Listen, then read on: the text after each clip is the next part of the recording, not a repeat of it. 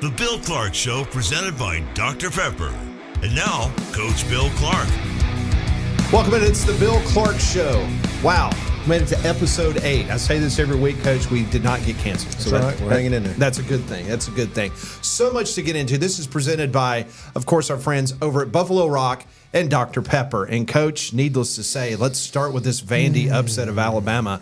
No one. I think probably people in Nashville didn't even anticipate this. No, it would be hard to anticipate this at any level. But as I always like to do, I like to talk about maybe less about what Alabama didn't do. I know there'll be a little bit of that, but I want to talk about Vanderbilt. You know, Vanderbilt, I think, made some really good decisions in the offseason. One, they decided they had to go get some different players. They got 23 transfers in.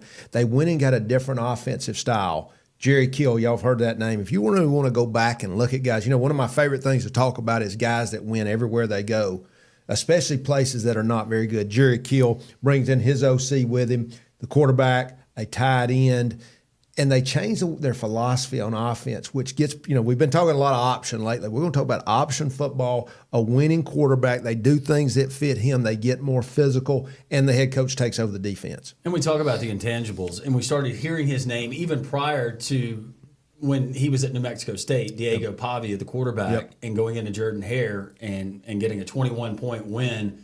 But now you've seen it. You saw it in Virginia Tech in extra time.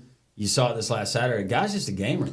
Yeah, and I think to find the things that fit him, you know, that's what they did so well. They're running an offense that fits him. There's a lot of quarterback runs. Now think about this, 51 runs, 18 designed quarterback runs. Wow. 18 designed quarterback runs. So we're going back to pistol option offense. And, you know, sometimes it's not the pitch, it's the throw, but it's assignment football, 12 personnel, multiple shifts, run the ball, which, of course, sets up play action. Now, how many times did they catch this pass with somebody draped on them? So he made accurate throws with people all over him. And then I thought they were good enough on defense to give them a chance. Talk a little bit about some of the shuffle passes and some of the other things that did inside that really had Alabama confused. Well, you know, those shuffle passes are really, you know, that ball's incomplete if you don't catch it, but it's got a two-way go. Once again, it's that option of the outside run, maybe it's a handoff, and then that inside shuffle. We remember Florida used to run this. It ran in the SEC championship game against Alabama in the early 90s. That is power blocking. Yeah. So that's down blocking with a guard pulling around, which is old school power. So you got power inside with a perimeter option. You get the shuffle inside, really messes with people's eyes. It's such a great scheme, and they used to run it with the tight end Hernandez, if I remember right. You know, underneath. Spurrier ran it a good bit too. Yeah, so it's not. I mean, it goes all the way back to the Utah pass if we want to go back in the history of the game. But it's a great compliment. It's just another way to run the ball, believe it or not. Even though it's called a pass, it's another run. But a lot of very cool and resourceful ways to do it. And I give a lot of credit to Vanderbilt because you jump out to a 13-0 lead. The natural tendency might be, okay, wow, we've actually got a 2-touchdown lead. Let's play pretty buttoned up. Let's play tight. They knew that they couldn't do that. That was not the recipe to beat this Alabama team, especially with what Alabama has on the offensive side of the ball, but they stayed aggressive with their play calling, Coach. They did. I mean, Alabama didn't roll over, and, I mean, they didn't quit, and they were making plays. So Vanderbilt had to go win this game, and that's what's really cool about it. And they had to make, you know, a big fourth down call when they threw the pass. They did the things that it takes to upset somebody. All right, let's talk about the Alabama defense. I mean, you're a defensive guy on this show each week. I mean, you kind of go into deep weeds from a defensive standpoint. Why could Alabama not get off the field? Up until the game, they had only given up 11 third-down conversions. Yep. They gave up 12 in one Saturday afternoon to Vandy. What were you seeing? What was confusing this Alabama defense that they could not make that adjustment? Okay, let's talk about a few things here. And once again, we could probably talk about this just the whole show. But open date for Vanderbilt, some new things. They were very fresh. Alabama comes off this big physical end of Saturday, late Saturday night. You know, what time did they come in Sunday as players? I mean, we could really look at all these things that they kind of go hand in hand. But I think physically they might have been a little beat up because here's what happens to you. Maybe you've had this physical game, and we're going to talk about upsets later in the show. Do you change your practice scheme? I mean, we'd all have to go back there and look at that, but I think defense coordinator Womack came in there and talked about them not being physical enough. Do you start tagging off in practice instead of thudding up? Now, guys, let me tell you something. When you're dealing with these guys and they're beat and they're sore, and all of a sudden you start tagging off instead of locking up. Look at their tackling. He talked about it from a physicality standpoint. I think the other thing is this is an offense now that is hard to defend because it's option, it's run game, especially as we see more people throwing the ball. You're rushing the passer more, and all of a sudden here comes somebody right at you with the option. They're rested up. All this goes together to not playing great defense, which they didn't. And not saying, Coach, that Alabama didn't respect their opponent, but you mentioned it, a physical game, a very emotional game. And just from a player's psyche and doing some of the great things that they did in that game versus Georgia, especially in the first half, winning that game, getting told all week, hey, there's a good shot that this team runs the table, another national championship. This was always had to be your biggest fear. Coming off one of those type of wins, you start feeling good about yourself. Right. You try to gauge, and by saying all the right things, we respect the opponent all week, putting out the rat traps, that's all well and good, but how do you know that your players are genuinely buying into that? Amen. And you know, I think we want to put everybody this on coaches. I think some of this is this world we're in. As I've said, man, let me get this phone out and read how great I am. That's what these kids are hearing. Wow, you're geniuses as a staff. You're great. We just got to do what we do, and we win. That's not how it works, especially after an open date. They're rested up, and they're doing things that are different, and they've got a quarterback who refuses to lose. And that's why when you get that right guy at the helm who can lead a team, and maybe you got a Jerry Kill type guy maybe behind the scenes that gets it and has been part of orchestrating these big wins. All right, let's talk about the Auburn Tigers. They went between the hedges against the Georgia Bulldogs. They played mistake-free, Coach. Unfortunately, Georgia's is too much for them. They were able to kind of take care of business late the third quarter, early fourth quarter. What did you see from this Auburn football team? Well, I saw some good things. I think, they ran Hunter. What do you have? Close to 100 yards rushing. They ran him early. They did not turn the ball over, which kept them in the game. Now, here's the problem. You're playing a great team. Playing a great team at their place who was coming off a loss. So you could play a really good game, as we know, and still lose this game. I think they played a very solid game. Can't make mistakes on fourth down when you want to go for it. And, did the quarterback change the play or not? I didn't like how all that was kind of went down. But I thought they played a solid game, but not enough to beat a really good Georgia team at Georgia. Yeah, I'm with you. And even though they missed out on some opportunities, shoulda, coulda, woulda, coming away with points, I actually thought, and I'm glad to hear you say that, it's refreshing to me, I think Auburn actually got better despite what the score looked like and all those extra things that you added there with playing in an opponent that obviously is more talented than you. Yep. They're a better football team, playing at home and then coming off a tough loss. Yeah, I think what we need to rewind, and that's why, people say, why were you like you, or why didn't you talk about not sleeping? Because we had to win all these other games. We got to win the games we're supposed to win, and then we get a chance to play at Georgia, and maybe we win. Because you got to go into that game knowing they probably got a little bit better team than we do, maybe a lot better than we do. I don't think it's a lot better, but I think a better team at their place. We got to win all these other games. Then we get to turn it loose in this game. So I think this was more a victim of their past than maybe even this game. Now, when you go and play this team, you got to take advantage of your opportunities. I don't like hearing that the quarterback changed the play. Did he or did he not? I mean, we're getting mixed messages. That's stuff that bothers me because that's when I feel like you got strife and you got stuff internal, and that's hard to overcome. All right, let's talk about the UAB Blazers, a disappointing home loss. And to Tulane is a very good football team. And we saw what Tulane did the week before against South Florida. They come into Protective Stadium, and there's just no way around it, Coach. That was just a very disappointing way for UAB Blazer football fans to experience that on a Saturday afternoon. Yeah, I think let's talk about complimentary football. And I think this is what people don't understand. You've got a job to not just score points on offense, but to not hurt yourself. So look at those things. Special teams, we had a kick returned. Now, defensively, I think there was a ton of times where they were there and I saw guys dive at the ground. Once again, when I get all these people all the time ask me, what can we do defensively to get, and I'm talking about college coaches who say, you want everywhere you were always good defensively. How'd you take the last place team? And I'm not bragging on us, but it's not easy to do, and that's why I was talking about Alabama, about locking up and being physical, yet still protecting your players. There's an art to that. I saw a lot of guys diving at the ground. I was, that's very disappointing because you're there but not making the tackle. and then to get beat that bad. I mean, that's just disappointing. And obviously, hats off to Tulane. I think they've got a really good team. Joe Crack, the offense coordinator, coach for me. Caleb Ross, coach for me at Prattville, who's on that staff, so I know some of those guys. But I know they're disappointed. They've got a really tough one in front of them this week with Army. How tough is it to maintain a positive culture, especially after a game like that and a 4-game slide? It's not going to get any easier this week going up to West Point to take on an undefeated and very good Army team. But how do you keep everybody together? It's hard. I mean, I think having the mindset that every game, every effort goes back to how we've worked since the day we started working. And, you know, I always talked about why we went to Legion Field and ran those stadium steps. I wanted those guys to know we did something that maybe not a lot of other people are willing to do. And you start talking about those times when it's like, maybe we should give up here. Maybe we should lay down. No, we've worked too hard. So that's why, and we talked about Kirby Smart a few weeks ago. You know, and it's not about whether we agree with all his calls, but if you remember that game where they could have given up 70, and he's out there pleading and begging and pushing. I mean, let's take Georgia. I mean, they're halfway to 70 at halftime. You know, a week ago, somebody who I know and respect and think they're really good, but you're out there pulling and pleading, and I mean, you know, and you come out of that game exhausted.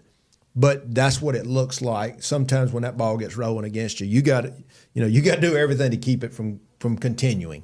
Smart Bank's Smart Call of the Week. Let's talk about unranked teams, Coach, because the anatomy of an unranked team beating ranked teams over the weekend, it was pretty, not only what happened in Nashville, but then in Fayetteville, you had a top 4 team in Tennessee getting knocked off by Arkansas. You had countless other examples in the top 25. Just talk about that and how that's giving hope to a lot of other teams potentially getting into the college football playoff. Yeah, I think we've kind of been leading up to that. What does that look like? What is the team, who you're playing? Because some of these upsets are in the eye of the beholder. You know, there's not a lot of difference. Who's hot? Who's playing good at that time? Is there an injury that happens to us? Now, I didn't necessarily see that with Tennessee, Arkansas. I think Arkansas has been a very solid team all year. We're going to talk about their defense later in the show and kind of what they did. I think that's really going to be interesting. But I think one, I always said about an upset, it's in the eye of the beholder. And then 2, what did that team not do? We talked about Alabama. Where was their mindset? What happened to them the week before? What were all those factors that go into that? But a lot of that is belief. It is belief by that team that pulls off this upset and how they prepared to win. And you got to give those coaches credit to get their teams to believe to beat these teams maybe they weren't supposed to beat. And maybe with this Arkansas team, maybe or Tennessee rather, maybe some red flags in that game where they went out to Norman and we saw the offense struggle for the first time this season. Yeah, I think there was a lot of things discovered by Arkansas. You know, we talk about copycats. You know, that's a big thing in the NFL. And I always wanted to address our weaknesses immediately. Look, this play we gave up, we're going to see it again. This defense you saw, they gave us bear, they gave us whatever that is. We've got to address that immediately. That's where they're going, and we got to be ready for it. All right, Smart Bank brings you that segment, and I know you're very close to the fine folks at Smart Bank. Yeah, I had an advisory board meeting with the Smart Bank guys yesterday, and one of the things that really stood out to me was giving you an answer. Worse than saying no is a protracted no. You know, they want to say yes. I think it's small town banking, and I think they're going to get you an answer really quick, doing really well there. And check the guys out at Smart Bank. Webb Concrete and Building Materials, Coach, the building blocks to victory. This is so nice to say. This is a Southeastern Conference game, the Red River Shootout. I'm not using... Good for you, Pat. Yeah, I'm using shootout when we talk about it. That's right. Oklahoma and Texas. This is a weird game. I mean, just when you think that one team is going to dominate the other, they get in the Cotton Bowl and just all heck breaks loose. Yeah, I think we got out of last 10 games, 9 of them been one score or less. So that tells you a lot. Obviously, you were just coming back for Texas, we think. I think Texas is offense. I think we know that with Sarkisian, but they do so many things well. Got to see him in person last year. He spoke at my clinic the year before, but you've got good power running. They've got a good running attack. They're very multiple. They do a lot of condensed sets on offense. I mean, he just really does a good job. Oh, by the way, and they get a good backup quarterback if they lose their first, but their defense is playing really good. So just from a Texas standpoint, I think obviously they bring a lot to the table. Is there anything that Oklahoma can take away? And I realize it's a different offense, but what Jeff Lebby and Mississippi State had success doing when they traveled to Austin? I do. I think there's going to be some things there. I think that was one of those games kind of also where maybe we're looking ahead a little bit. Mississippi State's been bad. I think that could have been, and that tells you a little bit about them that they were able to pull away in the end. But I think there's things you can find. I think that's exactly what happened when we talk about Arkansas later with Tennessee, where they looked at Oklahoma against Tennessee. So there's things you can always glean. That's who I always went first and looked at. Who gave this team problems?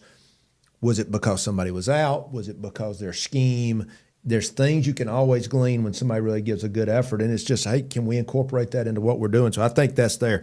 Oklahoma, very multiple defense. I got to see them in person against Auburn. I think they're very multiple on defense. They're very well coached on defense. So there's one thing. I love to see that matchup between Oklahoma's defense, Texas's offense.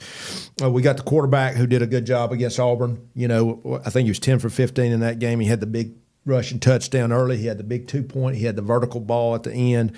So it's going to be a really interesting game, and I love a game that's played at a neutral site too, like old Alabama-Auburn. 50-50. That's really cool to watch, and I think that's why we've had so many close games because both sides don't really have an advantage. Such a weird series, but you're right. It's always entertaining. Yes, and it's one of those matchups where you rarely see one team control the game from start to finish. There's so many roller coasters in the course of that game traditionally. At least it is for me as a viewer. Yeah, I think that's what I love about that game. Of course, I'm just now kind of getting to see some of those games. Some of those games I got to miss through the years. We'd be getting ready for something, and you'd see a bits and pieces of it. But you got two really good coaching staffs. We got them in the SEC now.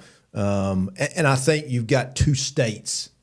I love to hear these guys talking about two states going against each other. So this is a big deal. It's been a big deal historically, and it's been so close, and that's kind of what I'm looking for again. All right, that's Webb Concrete and Building Materials, building blocks to victories, and I know Webb is very close and dear to your heart. Yeah, I got to speak at a quarterback club in Aston with Phil Webb being there in attendance. What a great guy. So involved, so philanthropic, but obviously Webb Concrete and Building Supplies, they've got locations all over the place. Anything you need for building a home, you got flooring, you got all kind of good things there, and they do a really good job. Check them out. All right, so Alabama Power, each week they sponsor this next segment of the show in which Coach Bill Clark gives us his Power 5, and then also maybe he'll sprinkle in a few other top fives. Last week, he went there. Yes, he did. He put Alabama number 1. I got a feeling, Landrum, he's going to switch it up. Tale of 2 weeks, right, Coach? Yeah, tale of 2 weeks. I think I'm kind of right there with everybody else. I'm really excited. We got Texas 1, Ohio State 2, Oregon 3. We got that matchup. Man, what a good one to look forward to. Penn State 4. I did not go with everybody else. I've got Georgia at 5. I know people will argue with that. Just I don't think Miami has looked as good. I've got Alabama 6. I've got Miami 7. I've got Tennessee 8, Ole Miss 9, Clemson 10. I said they were moving up. Notre Dame 11. I've got LSU 12. Iowa State is peeking in there, but I'm kind of like the SEC. Nah, don't blink. The rest of y'all bus maybe coming to a town near you. Dabo's got that thing rolling a little bit, doesn't he? They are playing well. I think the first game. I think they're finally getting some offense now. Once again, we've got to look at who they're playing, but Sure. I do think they're playing a lot better. Alabama Power does so much for the community, Coach, and it's great to have them as one of the sponsors of this program. Yeah, we talk a lot about, I think we all know that they're very philanthropic. They're so involved in our community. They're always giving back. So many projects that we got to be part of when I was coaching at UAB. Alabama Power was always hand in hand with us and always giving back to our community. Donahue Chevrolet's Drive for Success. And, Coach, this week we're going to talk about managing the transfer portal. Just a couple weeks ago, we were talking about a player from UNLV leaves mid-season. Now we're seeing more opt-outs heading out, saying that they're going to go into the transfer portal, but they're leaving their team mid-season. Just your thoughts on that. Yeah, it's tough. It's horrible, really, to deal with. And if I had all these answers, I really probably could make a whole lot of money if I could really give you a great answer to this. But I do think communication is so huge.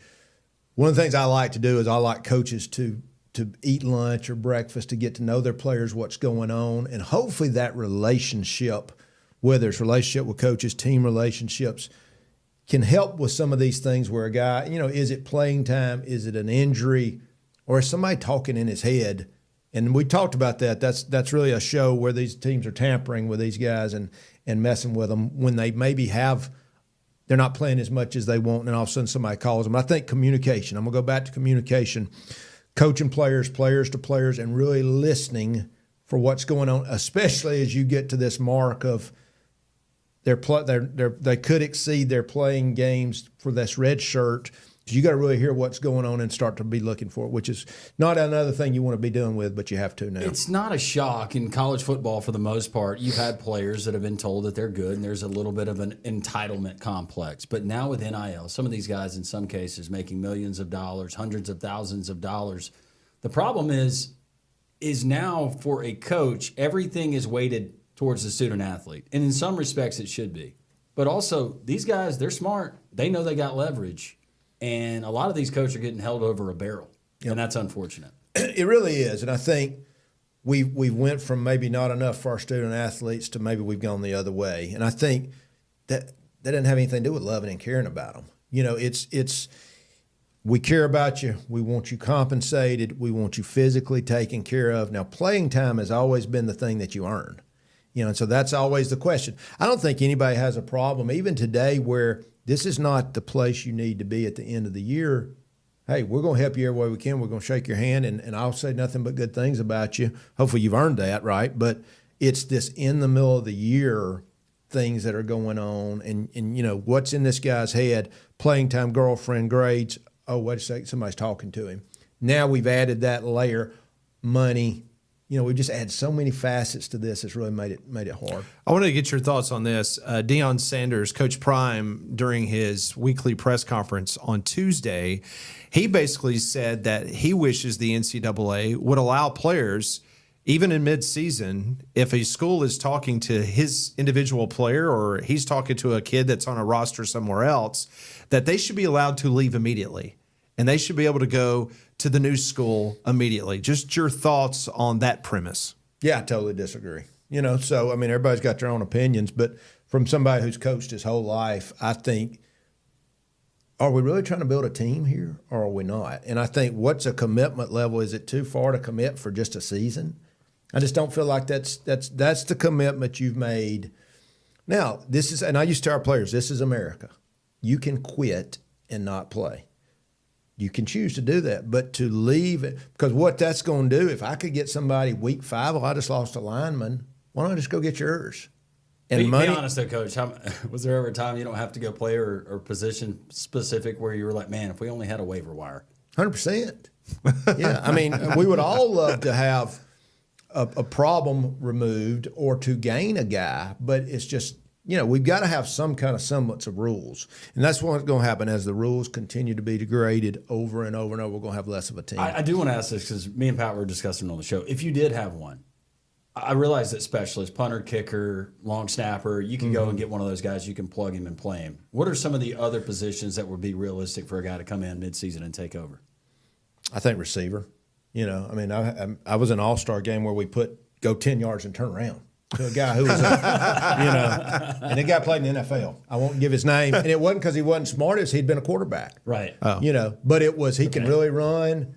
He can figure that route tree out pretty quick. Out. Yeah. But I hear in that respect, yes, there would be some things where we go, okay, these guys, we're not going to be held hostage because we can go get somebody, but you're taking them off somebody else's roster. And you're taking him because he's good. Not because, you just need somebody. Oh, wait a second, he's pretty good. It's all the things it's going to create. And that's what's happened to us. No foresight, no way to say, hey, we really do need some NIL. How do we get there without being, where there's no rules? It's just, we went from one end to the other, and now let's just, in some people's mind, let's just keep doing it.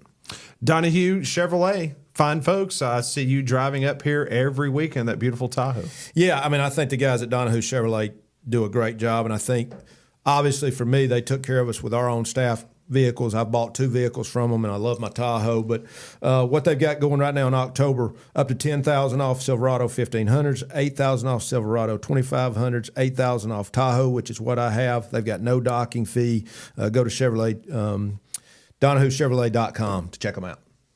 All right, Radiance Technologies Defense of the Week, Coach. Let's go out to Fayetteville, Arkansas, as the Hogs. They take care of that high-powered offense, the Tennessee Volunteers. What did you see in that game? What did they do? Well, it's so funny. I immediately thought they'd looked at Oklahoma. As we started seeing a little bit of the 6 DB look that we discussed before. Coach Pittman, I think, today even came out and talked about they saw some things there. Weren't able to copy it all, but we talk about copycats. We talk about finding ways to handle these horizontal extra wide splits they were doing, and they still run the ball well. So give them credit. I think Coach Williams has done a really good job there. I've got to watch them throughout the year. They're getting off blocks. They're running to the football. They're very aggressive. They run people down. Those are the things that you're looking for in a defense. We could put 3 down, 4 down barrier. That's irrelevant to how hard you play. Obviously, the defensive end, Jackson, is playing really well. They forced 7 punts. They held them to 14 total points. But once again, tackling, playing hard. I do think they use what Oklahoma is doing, but give them a lot of props for holding that offense down to 14 points. And shame on me for thinking this, but that was an Arkansas team I got to see firsthand. And I thought what Arkansas didn't do well a few weeks ago versus UAB, I thought that what they didn't do well versus what Tennessee had done well prior to last weekend, I didn't think it'd be an easy game. We know it's a night game in the SEC, and they were going to be keyed up, and only the second home game of the season there at Reynolds. But Arkansas, you give them credit, learning from not only what you had not done well in prior weeks, but like you, I thought that Coach Williams had a pretty good plan. He did. We could talk all day about this. That was such a snapshot of how hard you play. And what happens? Where was UAB able to play Arkansas, and then we play this week? What happens to your kids? What happens to their mindset? Why did Arkansas play so hard against Tennessee? Maybe not against UAB. UAB had a great plan against Arkansas, but they played really hard. These are the things every week, and this is why people say, why are coaches getting paid so much? They're getting paid because it's really hard, but they're also getting paid to be able to do these things, the ones that can get them up and get them prepared week after week, but a special performance by their defense against a really good offense. All right, so I want to ask you this because obviously Landrum just brought it up. You have a performance in Norman, Oklahoma by Tennessee where you say, okay, the crowd was amped up, their first ever SEC game. It's Norman, night game. Okay, it's tough. But then all of a sudden you see what happened in Fayetteville. Is this a trend now in regards to what this Tennessee offense maybe not clicking quite as well as you thought they were clicking when they were playing non-SEC opponents? I really think I go back to, yes, who have they played, but I think people are starting to figure out this scheme a little bit more as they've spent more time on it. And I told you that the one piece I had added to my defense, and we used the 6 DB look in true prevent situations, how people have used that was definitely an add-on to what I was doing before. I was going to add that piece right at the end. And as I consult a lot of teams, there's teams that kind of use that first. But I think people are starting to figure them out a little bit and how to defend them because I don't want to say it's gimmicky, but it does have a little bit of gimmick to it, and I think people are starting to figure that out. How much conversation is going on in season with a coaching staff? Maybe they reach out to somebody that's not on their schedule, not a part of their league, and saying, hey, saw where you guys had some success. We can see it on the film, but what specifically is that going on? 100%. I mean, there's tons of people that, hey, do we know anybody on that staff? What were they thinking? You are just trying, and I could talk so much about what's the history, and I heard Bill Belichick talk this. I've been talking about this for years, but what's the history of this OC? Is he a go for every fourth down like a Lane Kiffin? Is he throw from his end zone? I mean, all these things. Of course, none of these are crazy anymore. That used to be, like Steve Spurrier was the only one doing certain things. But I think people want to talk. They're going to communicate. And that's why you've got to have a big enough offense and a big enough defense that you can stay ahead of the curve by keeping it changed And up. if all else fails, just steal their signs. That's right. It's definitely out there.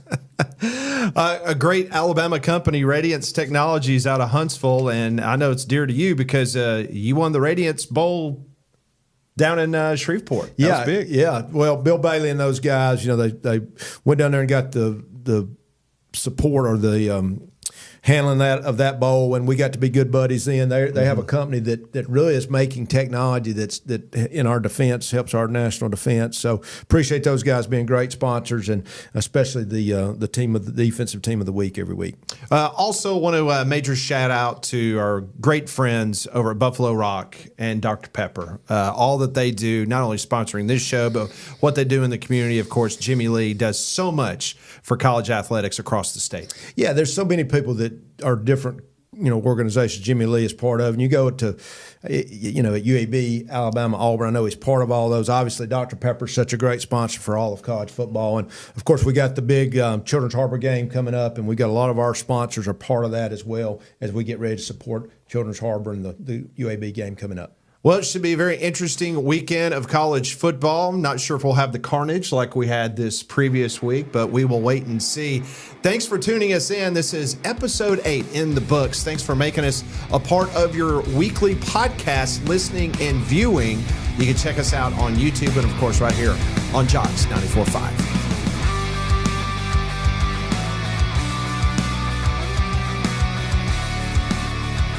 This has been The Bill Clark Show, presented by